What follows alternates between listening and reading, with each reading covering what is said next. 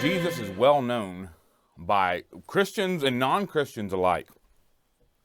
But today, I'm not going to tell you just the basic story of Jesus. Jesus was born, he's in Bethlehem, he's in a manger. All those stories are good, but there's plenty of people out there that are telling that story.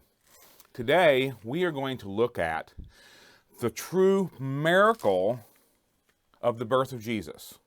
Not just his birth, but his life. The true miracle of Jesus doesn't begin and end with him being brought into the world, but it's his entire ministry.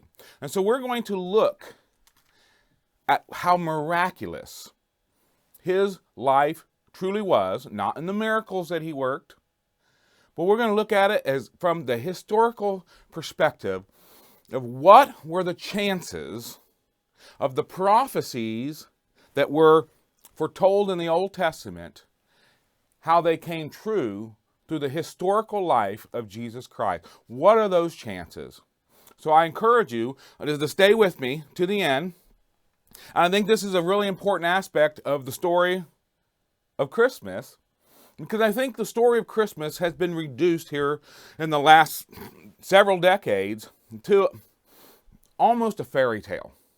And I know that to be true because Christians and non-Christians alike throughout the world, as they celebrate Christmas at this time in history, are not concerned that this is actually the incorrect birthday, that Jesus was born in early fall, not in the middle of the winter. But does anyone care? No one cares. Everyone say that. And we just don't stop worrying about the detail. That is a sign that we don't have the true depth of what it means to be saved by Jesus. We don't have the true depth of what it means that God sent himself to become man, to be crucified on a cross for our sins, because it doesn't really matter what day we do it. It doesn't matter that we're going to fill that day with pagan traditions of the world. It doesn't matter. Jesus, does he really care? Well, Jesus is not here. I can't really answer that for you. His word says he does care. But it just goes to show that we've just reduced this whole story down to a fairy tale. In many people's lives and minds, Jesus is really no different than Santa. Children are unable to tell the difference between Santa and Jesus on the story of Christmas that we tell now, because we have just mixed it up with the world in such a way. But that's not what my lesson's about. Please don't change the channel. I'm not here to talk to you about the right day to celebrate Christmas. I'm not here to talk about any of the major details of Christ's birth. But what we're here to look at today is the chances. What are the chances that Jesus, his birth, his ministry, and his crucifixion and his resurrection, what are the chances of that being true? First place to start is history. I had about 10 years ago, I was a chaplain at a adolescent hospital for behavioral children. And I had a young lady come up to me and she said something that kind of struck me strange. After I thought about it, I thought, well, that actually makes sense. Her lack of understanding in this area, but I never heard it before, so it caused me to think. And here's what she said. She said she didn't believe that Jesus was real. Now, I understand completely that one person's understanding of who Jesus is, whether or not the biblical accounts of Jesus and all his miracles, there might be some question there by the average person. But whether or not Jesus was real, whether he was a true historical character, never came into question. And so I asked her, I said, well, what makes you think Jesus is not real? And her answer was pretty simple. It was that, well, he's not in my history book. George Washington is in her history book. It may not be in the history books 10 years from now, but right now we still have George Washington. So for her, George Washington was real. But Jesus isn't real because he's not mentioned in the history books. And I think that is sad. I think that goes to show how far American Christians have removed themselves from their children's education. Why is Jesus not mentioned in our public school history book? He is an historical fact. whether or not we agree on everything that happened in Jesus' life, but Jesus himself is not in question. And so I want to build that foundation to show you that Jesus is not in question. So I have here a couple of quotes from, of all places, Wikipedia. Now, I went to Wikipedia specifically because I wanted the most liberal document that I could find to describe the historical value of Jesus. And I assure you, there is nothing that is more anti-God, more anti-Christian, and more liberal and more worldly than Wikipedia. So let's see what Wikipedia has to say about whether or not Jesus is a historical fact. It says here, virtually all modern scholars of antiquity agree that Jesus existed. So there you have it. That we'll say any scholar in the historical realm that is worth his weight in salt knows that Jesus is real. There's no question whether Jesus actually lived, died, and walked in this earth. That is not in debate.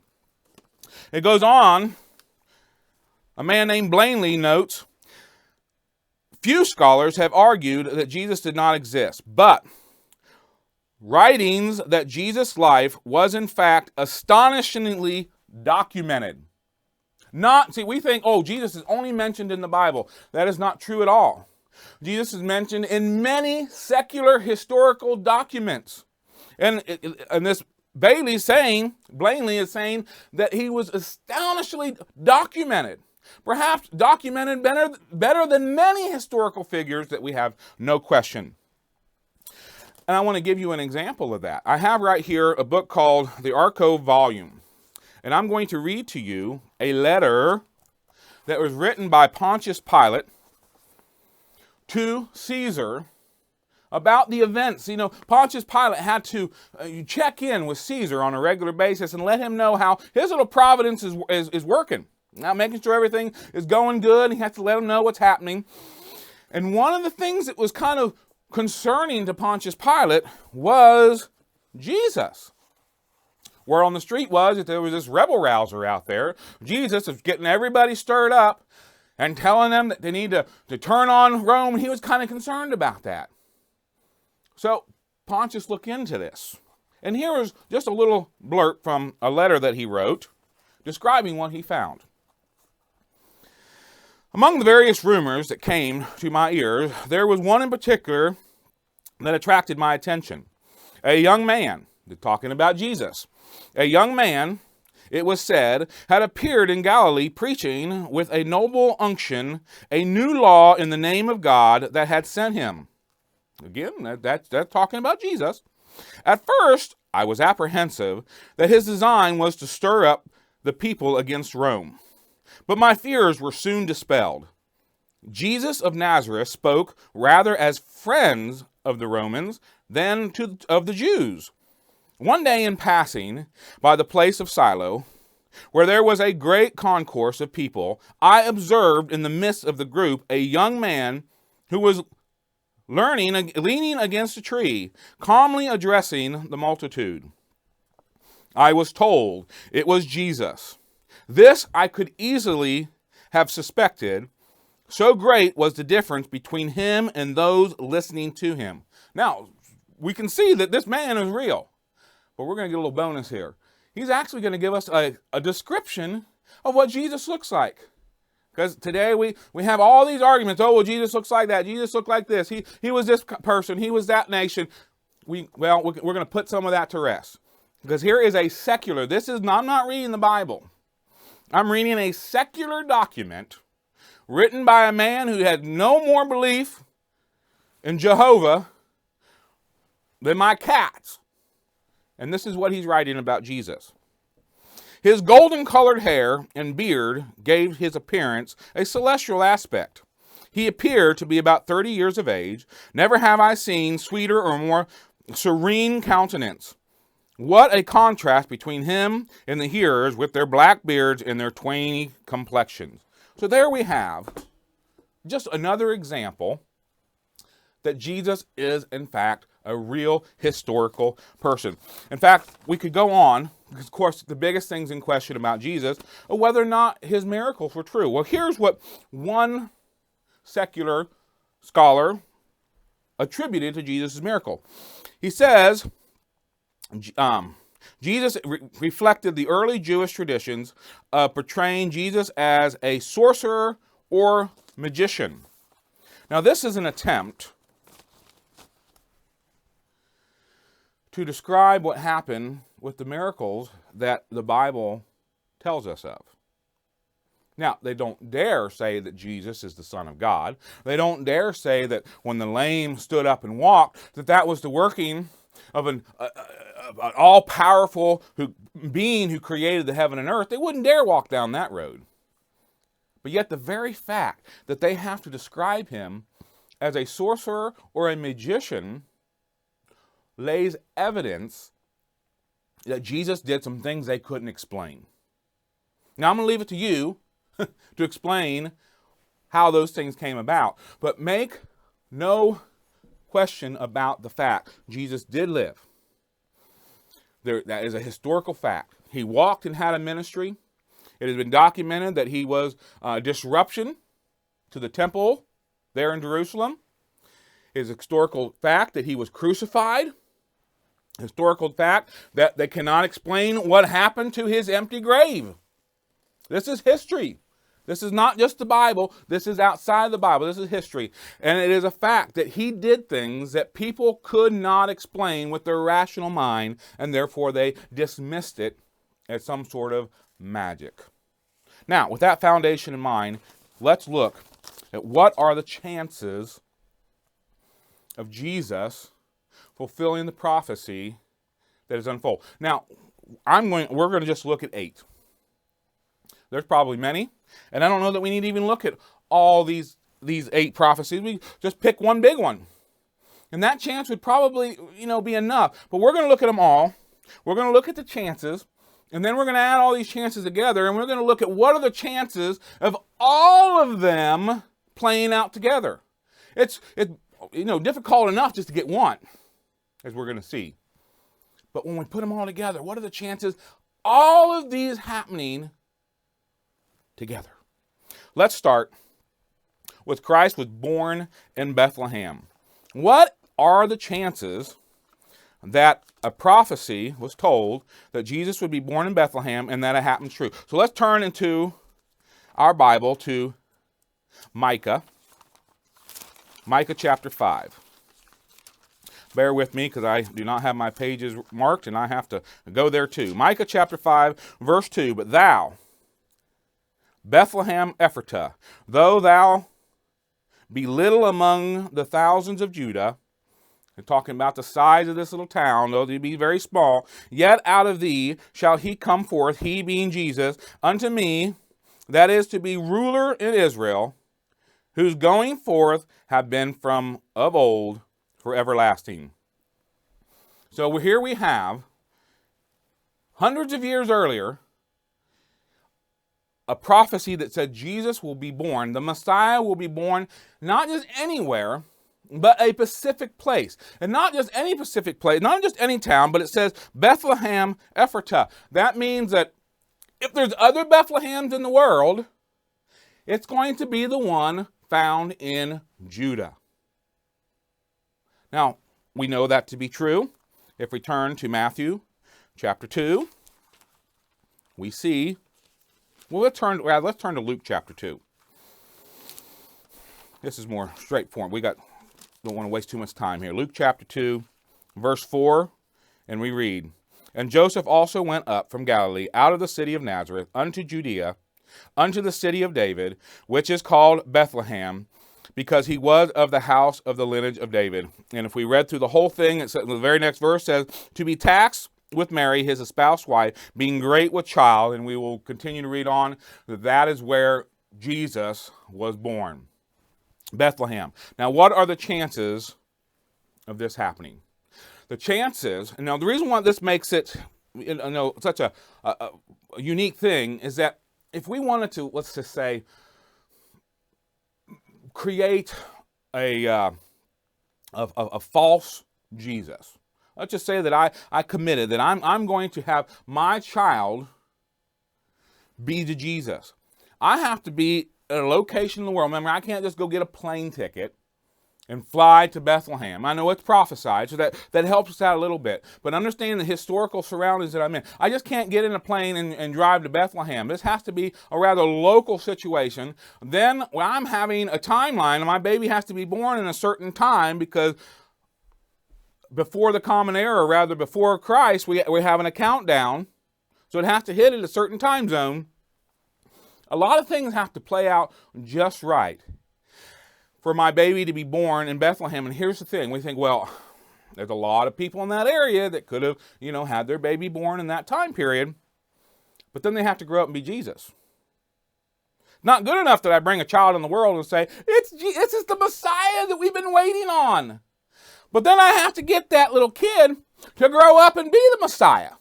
I have to get him to go and preach and have all the knowledge and the wisdom of God and be able to perform miracles and do all these things that Jesus did in his life. Very difficult thing to do and pinpoint it to one location in all the world. The chances of this, and these are not my chances. I got this from a book. This man took the time to sit down and truly work out the percentages of these things coming true. And we find that the chances of Jesus being born in Bethlehem, as it was predicted, is 1 in 280,000. That's the chances. 1 in 280,000. That's pretty significant, I think. That's a big one. That, maybe in and of itself, should be enough. But we got more. The second thing, John the Baptist. What is the chances that there is going to be someone come before Jesus, as was prophesied in Malachi chapter 3? Let's go to Malachi chapter 3, verse 1. And behold, I will send my messenger, and he shall appear. Behold, I will send my messenger, and he shall prepare the way before me. And the Lord whom ye seek shall suddenly come to his temple, even the messenger of the covenant whom ye delight in, behold, he shall come, saith the Lord of hosts. And then if we turn to Mark chapter 1, we will see who this person is. Mark chapter 1, verse 2.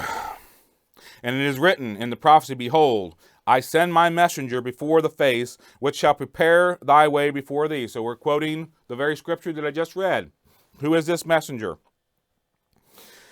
The voice of one crying in the wilderness, prepare ye the way of the Lord. So this messenger even knew who he was. Make his path straight. John did baptize in the wilderness and preached the baptism of repentance for the remission of sin. This is, of course, John the Baptist.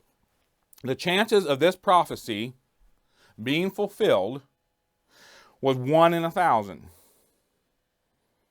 1 in 1,000. So we have to be, in order to get Jesus to become Jesus, we can't just leave it at his childhood, maybe not even at his adolescent year, but he has to carry this ministry on into his adult life. With the end result being what? Death. Good luck trying to convince your child to be that person. And we have to get it in the right location. Right? So maybe you're a really manipulative parent, and maybe you've just by chance got a child that's easily to be manipulated. But to get that child and that parent all in the same household, and then to get that household all in the same location, well, we saw that would be 1 in 280,000 of a chance. But now we have to add a little more to it. Now we have to add a second individual. Now, John the Baptist, although you might say, well, his role was a lot easier. We didn't know he was going to die with his head being chopped off. That's true. But you're asking your child to grow up and abandon all worldly aspects of riches and a home and a family to devote yourself to preparing the way for an unknown entity that may or may not exist yet? That would be very difficult. And so I think this is actually a conservative number, but we're going to go with it. He's done the research, not me. So he says it's 1 in 1,000 chances that John the Baptist would play out the way that he did compared to the prophecy. Now, what about Jesus entering Jerusalem on a donkey? We won't read the verses there, but Jesus was prophesied in Zechariah chapter 9, verse 9, that he would enter Jerusalem on a donkey. And of course, we know the story. Jesus did enter Jerusalem on a donkey. The chances of that happening are 1 in 100. So that's not a big chance. And that makes sense because donkeys would have been, we didn't have cars and things to choose from. So it makes sense that if you're going to come in riding something, that could be it. It's easily found. I acknowledge that. But here's what it shows. It shows that prophecy was foretelling Jesus' poverty. How did we know that we'll say the most unique individual in all the earth possessing the power of God? Do you know in our human reasoning, I want you to imagine if you had the power of God. Let's just say that we just randomly place the power of God on just a random individual in the world. What do you think the chances are that the first thing he would do was make himself rich? Fill his home with lustful desires. That's human thinking. That's the norm. I think Christians would probably do the same thing. If we were to be honest with ourselves, if we just automatically possessed all this unique power to do miracles, what did Satan tempt Jesus with there in the wilderness? Those very things. That I will make myself rich. I will make myself powerful. That I will be the next president of the United States, whatever it may be. For them, we'll say the prophecy to be able to predict that Jesus' poverty, that he is going to be at an economic state, that he's going to be on foot, and then he'll have to go and borrow a donkey, would be difficult. And so it gives us a chance of 1 in 100. Not a big one. Nonetheless, it's significant. It's not a guarantee. That what we're really going to see is when I add all this together. Now, the next one. Christ being betrayed by a friend. Let's turn to our Bible to Psalm. Psalm chapter 41.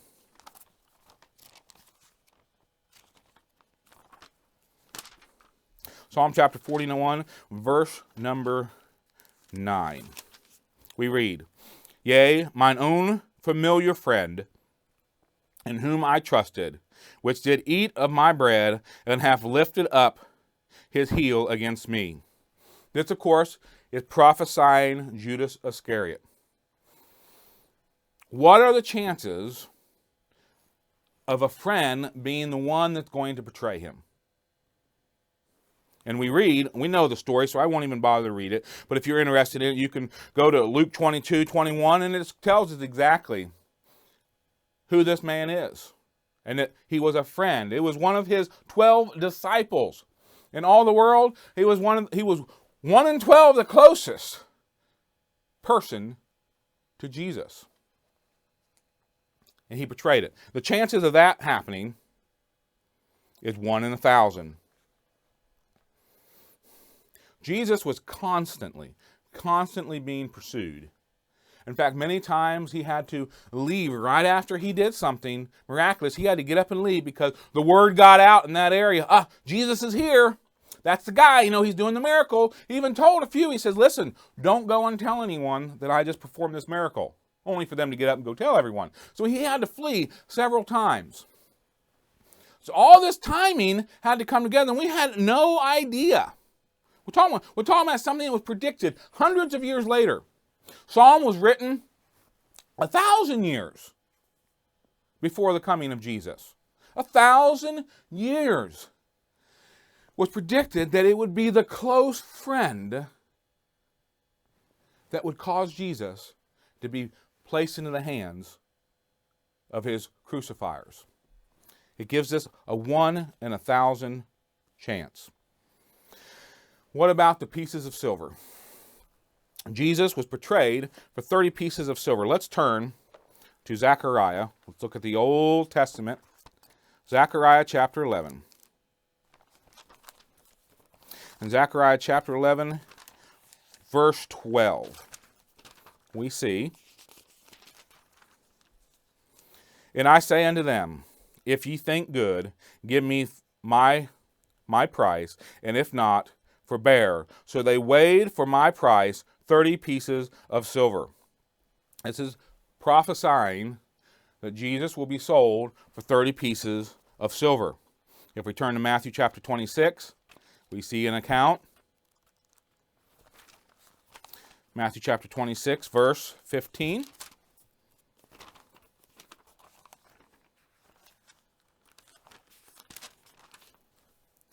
"And said unto them, What will ye give me? And I will deliver him unto you." This is Judas Iscariot talking with the Pharisees. "And they did covenant with him for 30 pieces of silver." What are the chances, hundreds of years earlier, it being prophesied what Jesus will be sold for? Now, there's a couple of significant things here. Is one, money loses its value. So when we look back in the time of Zechariah, and we're going to read a little bit here more into the story, what the money is going to be used for in the end, we would say, well, that's what that's worth. Well, first off, we're going to find out in Zechariah chapter 11 what they actually used the money for in the end. It was a really cheap example of it. But something that just to keep in mind is money worth yesterday is not worth the same tomorrow. So if I was to predict something in 1899, financial-wise, say that there will someday be a car that starts itself, and it will be $5,000. Now here we are in 2020 with cars that start themselves. Are they $5,000?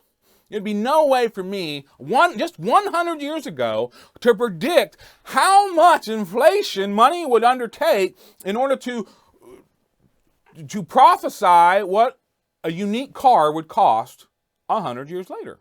Couldn't do it. Couldn't do it. Yet that's what just happened. Several hundred years earlier, in fact, Zechariah was written in the 500 BC. That's 500 years before Christ was born. We have a prediction that this monetary value will be what's used. I think that's significant. And the chances of that happening are 1 in 1,000. Now, what about what it's going to be used for in the end? Let's go back to Zechariah chapter 11. And we read now verse 13, "And the Lord said unto me, Cast it unto the potter, a goodly price that was prized out of them." And when I hear this phrase here, goodly price, what it means is it was bought for far less than it was really worth. It's pretty significant that there's a recognition here that the money is not really within its we're not actually operating on its actual values. That this is we'll say miraculous picking of money. The 30 pieces probably has some sort of meaning to it, which we're not going to get into that now. But here it's making that point that this 30 pieces of silver for the land is a goodly price. It's below the normal. "And I took the 30 pieces of silver and cast them to the potter in the house of the Lord." And then if we turn in our Bibles to Matthew chapter 27, verse number 3, we see Judas, which betrayed him, Jesus, when he saw that he was condemned, repented himself, and brought again 30 pieces of silver to the chief priests of the elders. This is after everything went down. Judas had a change of heart. He changed his mind. He repented himself. He's like, oh my goodness, I have messed up. So the first thing he thought that he was going to help make this right was he was going to try to wash his hands of the money that was used to convince him to betray Jesus, saying, "I have sinned, I have betrayed the innocent blood." And they said, this being the priests, "What is that to us? See thou to that." This is not our problem. Okay, the money is yours, not our problem. "And the chief priest took the silver pieces and said, It is not lawful," or let's back to verse 5. "And he cast down the pieces of silver in the temple, and departed and went and hanged himself, that being Judas Iscariot. And the chief priests took the silver pieces and said, it is not lawful to put them into the treasury, because it is the price of blood. This is interesting. They recognized this money was used to have someone killed. So it's the price of blood. That was not, we'll say, a really good thing to do. And not even a lawful thing to do. Yet here they are, knee-deep in corrupt murder. And they're saying, well, we can't put this back in the treasury because it was the price of blood. It was used to have someone murdered. We can't do that. It's unlawful. When I read this, it kind of reminds me of what I'm seeing with the Democrats here on the TV now. On one hand, they're like, we have this moral standard that we have to uphold. And this moral standard that we have to uphold is completely irrelevant to the immoral standard that I'm not upholding over here. That I can do whatever I want, but then this one little thing over here that's really insignificant, I dare not tread on that. This is madness, in my personal opinion. It is pure madness. But what these priests didn't understand is that they were fulfilling prophecy, that it was out of their hands. So what do they do with the silver? And they took counsel and bought with them the potter's field to bury strangers in. Wherefore the field was called the field of blood unto this day. So what is a potter's field? A potter's field is a burial ground for poor people. That's why we'll say it's an idiom, a Hebrew idiom for a poor people's burial ground. A potter was not considered, we'll say, a rich person. So this is where the potters would have been buried, and people like that.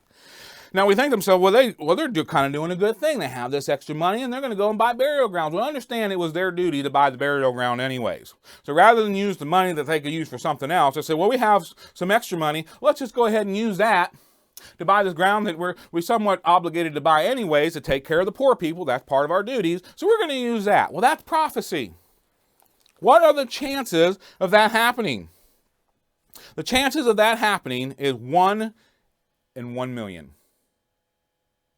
Very, very, very slim that would happen. It's incredible what's unfolding right before our eyes, predicted in the Old Testament, and then unfolding hundreds of years later, in some cases 1,000 years later.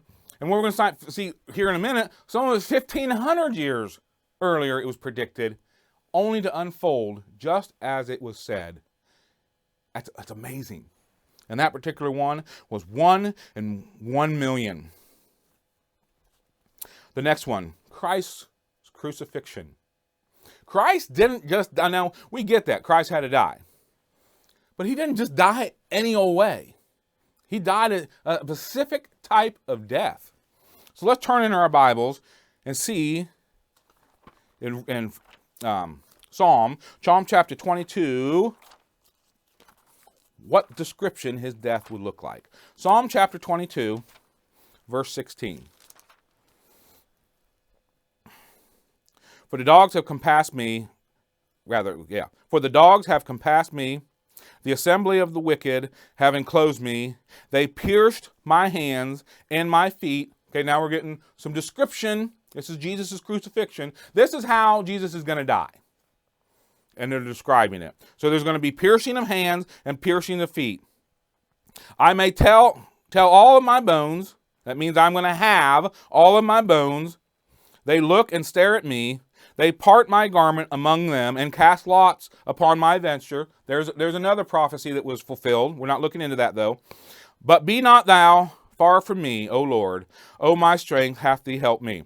This is a description of how Jesus is going to die. When they wrote that, which would have been 1,000 years earlier, they had no idea what Roman crucifixion looked like. In fact, Roman crucifixion didn't come online until around 500 BC, 400 to 500 BC. So this is roughly 500 to 600 years before Roman crucifixion was ever used. So they couldn't even make a guess. Oh, maybe he's going to die from crucifixion. They didn't even know it existed yet. Yet, it was able to be prophesied that 1, his bones weren't going to be broken, which is part of the crucifixion, and 2, that his hands and his feet would be pierced. So let's look and see how this goes down. let's go to John chapter 19. John chapter 19, verse 17.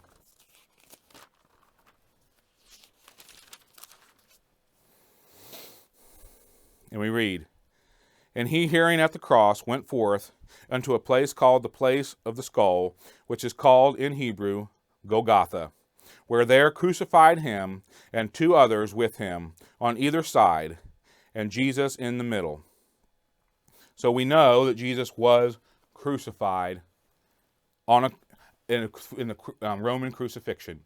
And there's other places that we can go to bring this out, but we're not for time reason. What is the chances of Christ being predicted to die in this way? 1 in 10,000. 1 in 10,000. I think that's a very conservative number. But then we have another one, and that is, we talked earlier about his bones. There we just read in Psalms where his bones were left intact. This is a very interesting point that we're not going to look at the percentages here, but I think it's just something that we just need to think about. What are the chances of them knowing that Jesus was not going to have his bones broken? Here's what would happen. When you were on the cross, sometimes the crucifixion would take days for you to die. In Jesus' case, it only took hours. But some hung on it, depending on what shape you were in or the environment around you, or even whether or not you were actually pierced or whether you were hung by ropes. And when you hung there, eventually it was in such a way that when you would relax your legs, because they would be in pain and you'd want to relax yourself, and then you'd hang on your arm, all that was heavy on the lungs, and it would cause the lungs not to fully inflate for a breath. And it allowed the lungs to begin to fill up with fluid. And so that's why we see when Jesus, when he finally did perish, they stabbed him with a spear into his side, and blood and water came out. That water was the lungs draining themselves of all the fluid that had been building up while he was there. But after you hung there for so long, it was eventually, it was time for them to go do something else, whatever it might be. The practice that they would do is they'd take a big old club, and they'd come up and they'd break your leg, because every time you'd go down, you couldn't breathe. And so you'd use your legs, you pull yourself up, you take that breath, and then you relax yourself again to ease the pain on the legs. And that's how you would stay alive. So what they would do is they'd come up and they would break your legs so that you couldn't lift yourself up for that final breath. And that would speed up the process of you suffocating to death. Jesus did not have that happen because he perished before they needed to break his legs. And then to confirm it, they stabbed him in the side with a spear. What's the chances? One, we didn't even know about crucifixion, let alone all the ins and outs of how that practice was going to go down. But this breaking of the legs that we saw was prophesied there in Psalms, but it goes back further than that. It goes all the way back to Exodus. Let's turn in our Bibles to Exodus chapter 12. Exodus chapter 12, verse 46.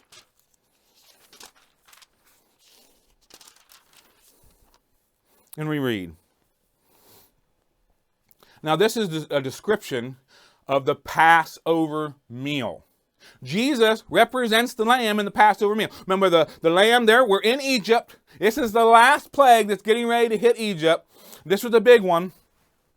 The Israelites were instructed to kill a lamb, put the blood over their doorpost with the blood of the lamb or the goat, and then they were going to eat that lamb. And here was one of the many things that they were supposed to do. And an interesting one, it says, okay, and in one house shall it be eaten, talking about the lamb.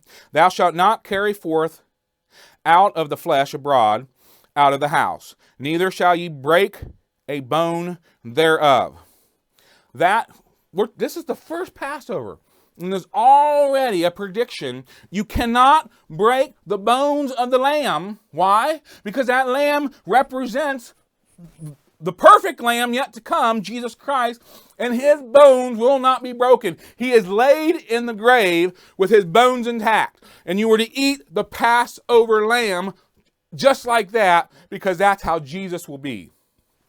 This is 1,400 and some years before the death of Jesus. It is miraculous that we put all this together. Now, what are the ultimate chances of all these things happening? If we were to add, now we just took one here and one there, well, that's a chance. And some of them were pretty good. 1 in a million, one of them was 1 in 250,000, several of them were 1 in 1,000. These are high, and let's look at chances real quick. What are the chances of some things happening in our life? Let's just look at a statistic. This is for lightning. Here's the chances of me being struck by lightning on every given day. So here I am today. It's a clear day outside. So what are the chances of me going to bed at night without being struck by lightning on this very day? The chances are 1 in 250 million. So what does that mean? That means I'm going to go to bed tonight without being struck by lightning. It is virtually impossible for me to be struck today, virtually. Obviously, we got a 1 in 250 million. But it's virtually impossible for me to be struck by lightning today. I might die in half a dozen other ways, but I'm not going to die by being struck by lightning. We would consider that a guarantee. So nobody, especially on a clear day like I have today, nobody is going to stay in their house in fear of being struck by lightning because they know it is virtually impossible. That's 1 in 250 million. What are the chances of all the prophecy that I just named a few, but all that prophecy coming together at once? Well, the number is 1 in 10 to the 17th power. That is a huge number, as you see on your screen. That's a huge number. I had to look up what that number is actually called, and it's a quadrillion.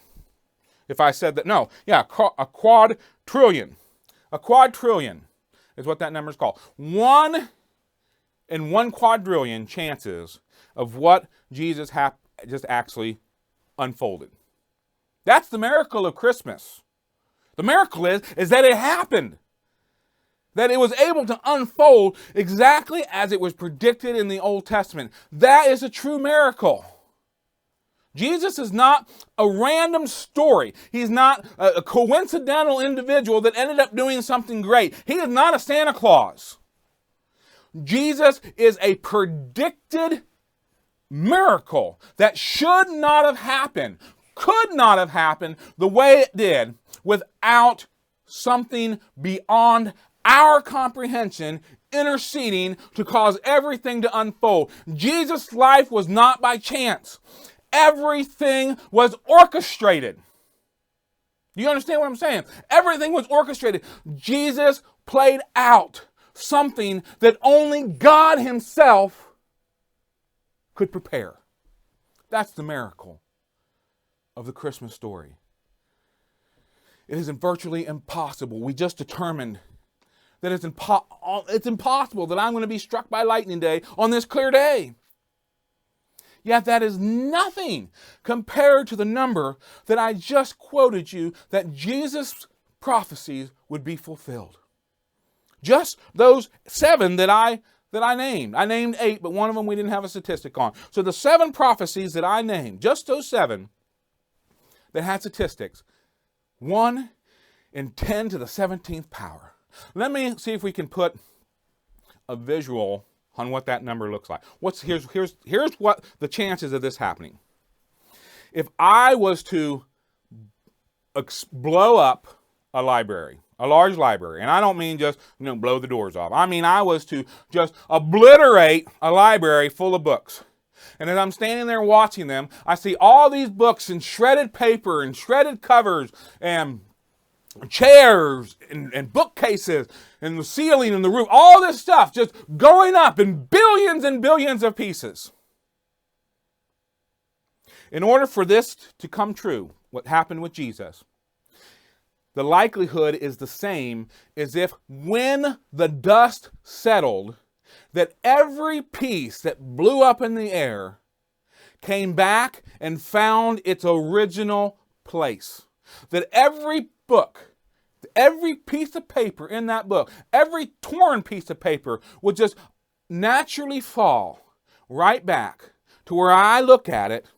It looks as if it never was destroyed. That's we'll say a reference to how impossible 1 in 1 quadrillion of a chance looks like. Let me sum it up like this. It's impossible. Fortunately, we don't serve a God that operates on possible. Some things in this world are impossible, but with God, all things are possible. So this season, as I pray, Christians do their very best to remove themselves from the paganism of Christmas. And we try to our best to elevate the life of Jesus. I pray that we think about what we have just learned today. That Jesus is not a Santa Claus. Jesus is not a fairy tale. And Jesus is not just another story about a great person who lived in this earth. There's lots of great people that have lived and died on this earth. But none are like Jesus, because Jesus' walk was a miracle, because his story was foretold thousands and hundreds of years earlier, and he played it out in a way that he himself could not control. There were too many, and that's where these chances come in. There's too many factors of other people, weather, location, history. All this stuff has to play in order for it to go the way that it was predicted in the Old Testament. It is nothing short of a miracle. And we serve a miraculous God. And Christ's birth and ministry and crucifixion are nothing less.